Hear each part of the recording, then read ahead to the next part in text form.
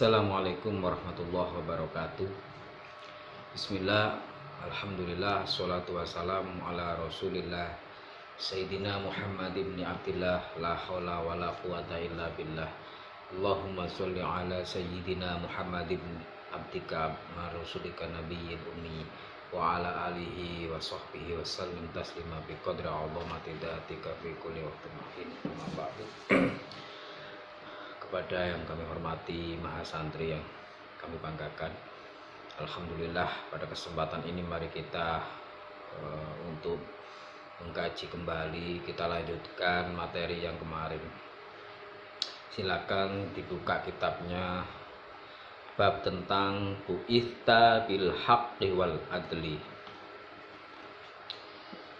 Bismillahirrahmanirrahim. Ila hadratin nabiyil mustafa Muhammadin sallallahu alaihi wasallam wa ila jami'i azwajihi wa dzurriyyatihi wa auladihi wa ila jami'il malaikatil muqarrabin khususan sultan auliya Asy'abul Qadir Jilani radhiyallahu anhu, sultan auliya Syekh Hasan wa khususan mu'allif fi hadzal kitab Ula Sanuril Yaqin. Al-Fatihah. Alhamdulillah minasyaitonir rajim.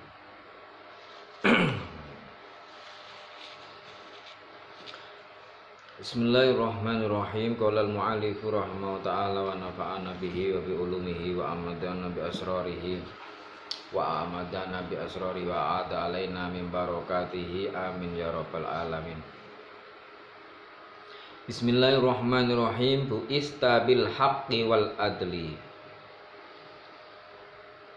Bu'ista mongko diutus sapa panjenengan. Yang dimaksud panjenengan itu adalah Nabi Muhammad. Bil haqqi kelawan gawe perkara kang hak, wal adli lan adil.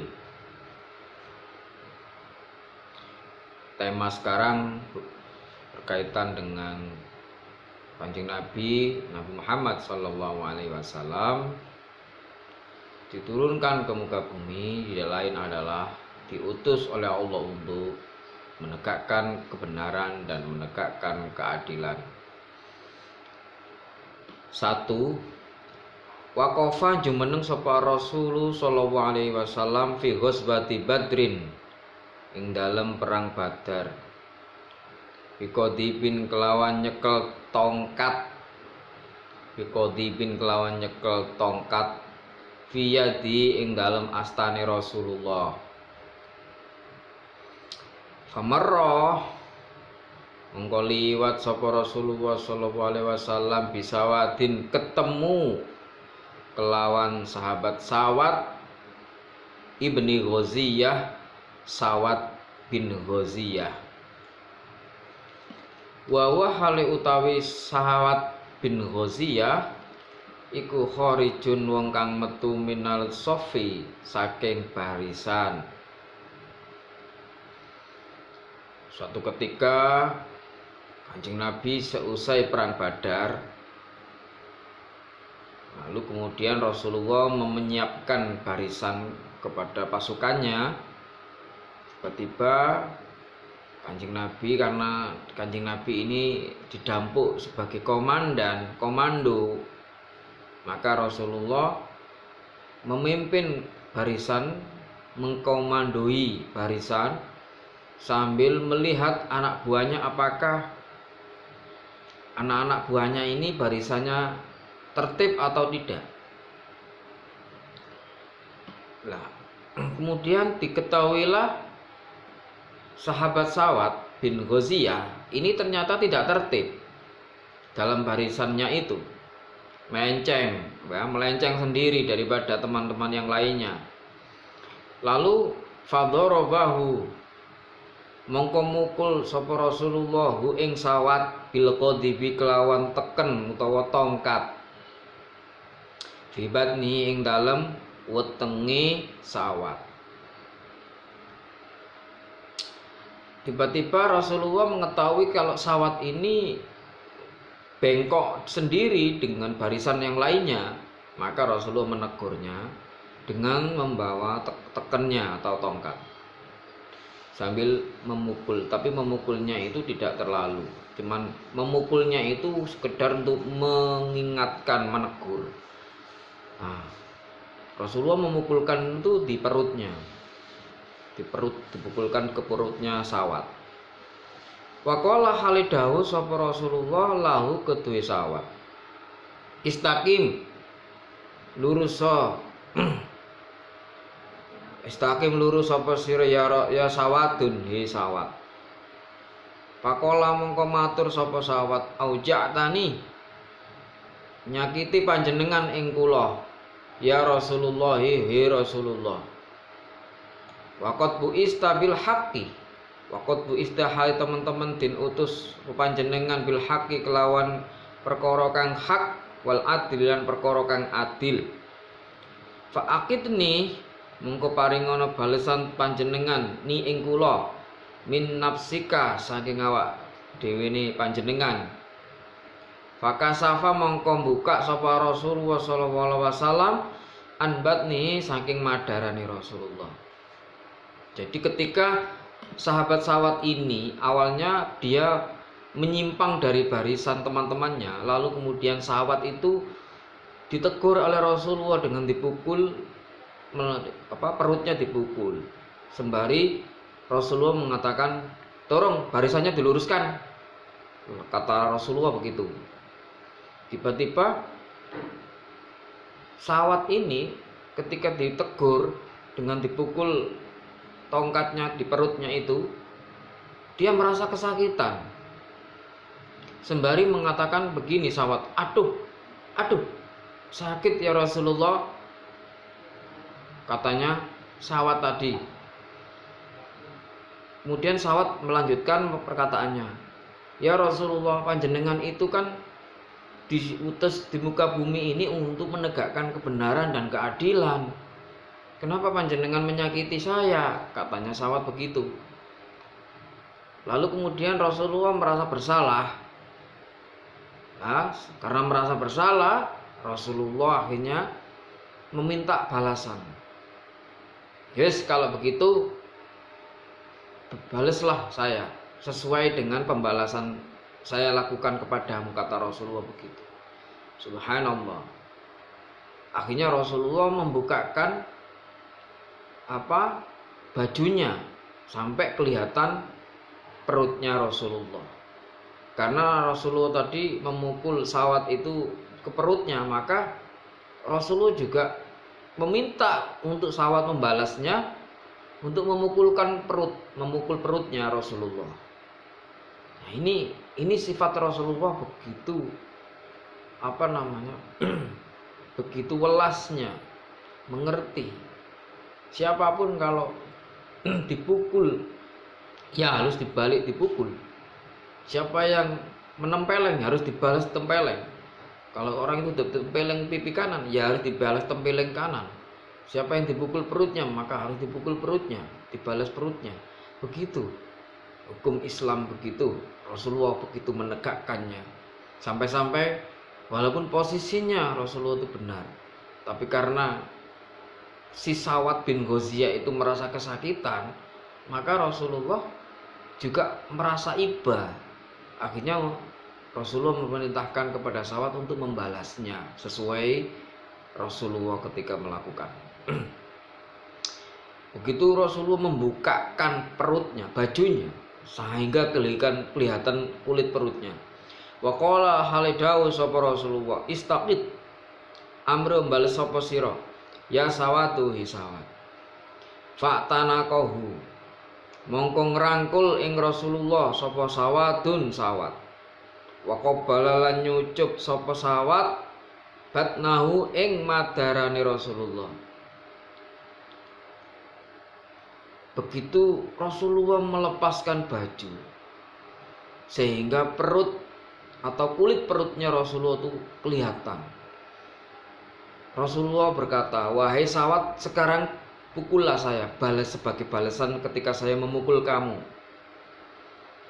Setelah itu Sawat tidak jadi memukulkan ke perutnya Rasulullah, justru Sawat memeluk Rasulullah, merangkul Rasulullah, kemudian perut kulit perutnya Rasulullah itu dicucuk, dicium oleh Sa'ad bin Ghaziyah. Rasulullah terkejut, bukan main. Apa yang kau lakukan ini wahai Sa'ad? Kata Rasulullah begitu. Faqala mongko dawuh sapa Rasulullah alaihi salam.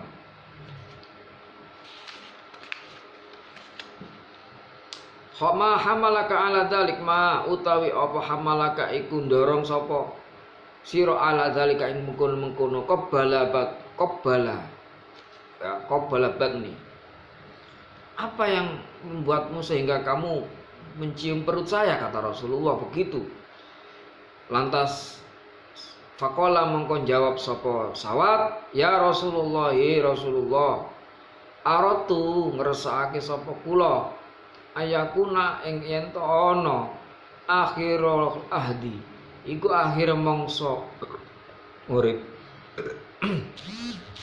Ayamasa apa ara yen to gepuk utawa demek jildi ing kulit ingsun jilduka kalian kulit panjenengan. Fada'a mongko ndonga sapa Rasulullah lahu maring Sa'ad bi khairin kelawan kebagusan. Ketika Rasulullah bertanya, apa yang mendorong kamu karena kok sampai kamu mencium perut saya?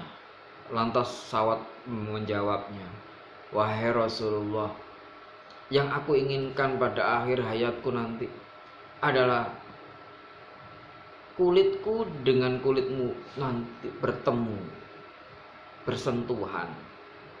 Jadi sahabat-sahabat itu memang ingin menyentuh kulitnya Rasulullah agar supaya didoakan oleh Rasulullah. Hal ini sebagai tambahan cerita saya bahwa satu kasus lagi juga yang dilakukan oleh sahabat Ummu Sulaim. Ini di dalam kitab ini tidak ada, saya tambahi sendiri ya. Jadi Ummu Sulaim itu ketika Rasulullah seusai perang, kemudian Rasulullah pulang ke rumahnya Ummu Sulaim. Tiba-tiba Rasulullah tertidur di rumahnya Ummu Sulaim. Ketika Rasulullah tertidur, kemudian Rasulullah meneteskan keringat karena kecapean atau bagaimana Rasulullah itu.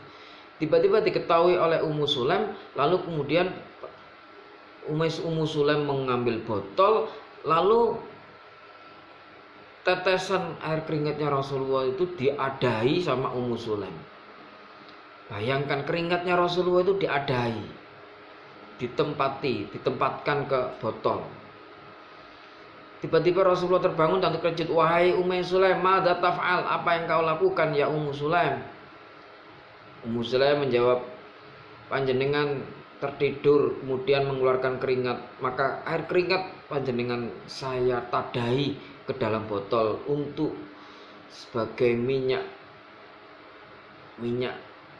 untuk mengobati anak-anak kami ya Rasulullah. Lantas Rasulullah tersenyum dan mendoakannya, semoga engkau diberikan keselamatan oleh Allah dunia akhirat. Lalu kemudian sampai ceritanya Sofyan bin Abu Sofyan, ya, salah seorang sahabat Nabi. Abu Sofyan sebelum masuk Islam bukan main kepandaiannya dalam piawai peperangannya. Abu Sofyan sangat lihai dalam bela diri, lihai dalam perang, lihai dalam main tombak, lihai dalam main pedang. Siapapun kalah tarung sama dia. Dan bukan gemeng-gemeng. Abu Sofyan ini tandingannya adalah Sayyidina Ali karramallahu wajah. Satu ketika Abu Sofyan melakukan peperangan. Tiba-tiba di dalam pertengahan perang Yarmuk, di tengah peperangan, Abu Sofyan pecinya itu terjatuh. Lalu kemudian Abu Sofyan mengatakan kepada anak buahnya, wahai sahabat-sahabatku, lanjutkan peperangan ini. Saya akan mencari peci saya. Kemudian dalam benaknya para sahabatnya tadi begini, apa istimewanya pecinya Abu Sofyan sampai-sampai dia itu sangat bersungguh-sungguh mencarinya, padahal yang lainnya sibuk perang. Tiba-tiba setelah perang dan pecinya ketemu, lalu tiba-tiba ditanya oleh sahabatnya, wahai Tuhan kami yang agung, Apa keistimewaan peci Anda? Sesampainya yang lainnya sibuk perang, panjenengan malah sibuk mencari peci. Lalu kemudian Abu Sufyan menjawabnya, wahai sahabatku, peciku tidak ada harganya. Peciku memang sangat remeh. Tapi jangan melihat peci saya. Di dalam peci saya ini ada beberapa helai rambutnya Rasulullah. Maka barang siapa yang pecinya itu ada helai rambutnya Rasulullah, maka dia akan diberikan kemenangan setiap peperangan. Mahasantri yang kami hormati, inilah keistimewaan kita menghormati Rasulullah SAW. Kita selalu memohonnya semoga diberikan syafaat nanti di akhirat. Amin ya rabbal alamin. Saya kira itu yang dapat kami sampaikan. Kiranya kurang lebih mohon maaf. Wassalamualaikum warahmatullahi wabarakatuh.